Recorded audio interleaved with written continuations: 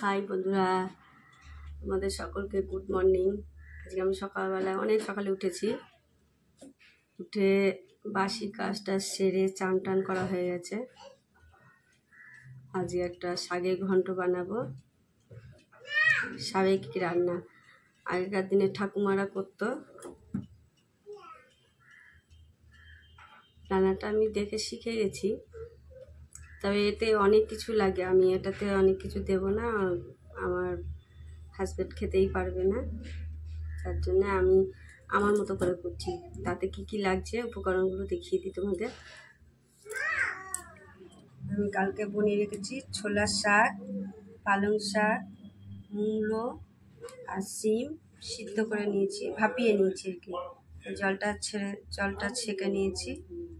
আর লাগছে আলু, বেগুন, বড়ি, কাঁচা লঙ্কা।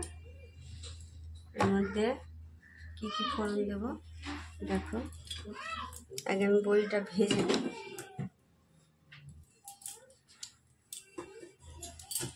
আগেই তেল দিয়ে দিয়েছি কড়াইয়ে।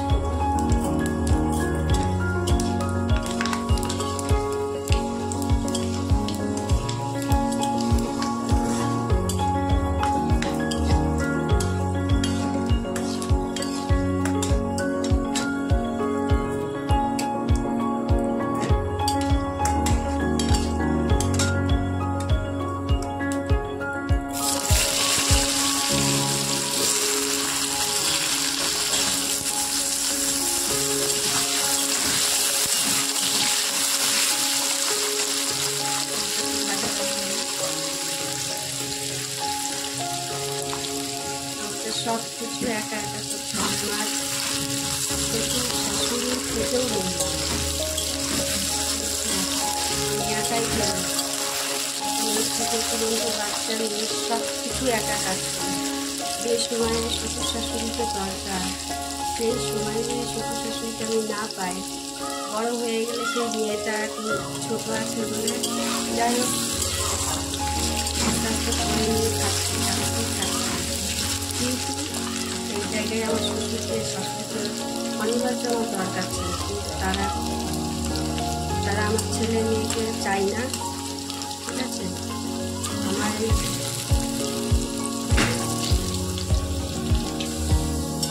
ভাজা ভাজা হয়ে গেছে।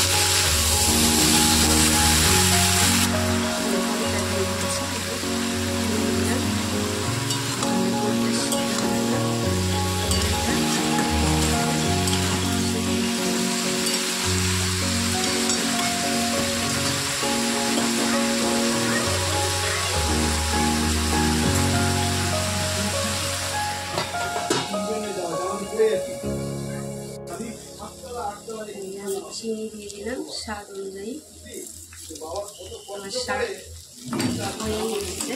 শাকের ঘন্টটা তোমরা পারলে বাড়িতে বানিয়ে খেও।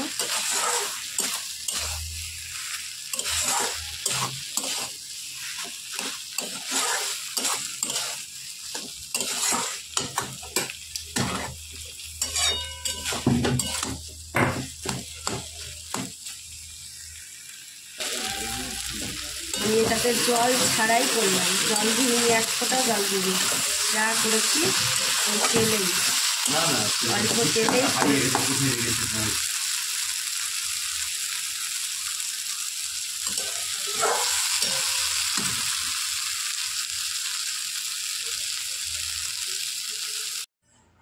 আমার রান্নাটা যদি ভালো লেগে থাকে তবে সাবস্ক্রাইব করে দিও।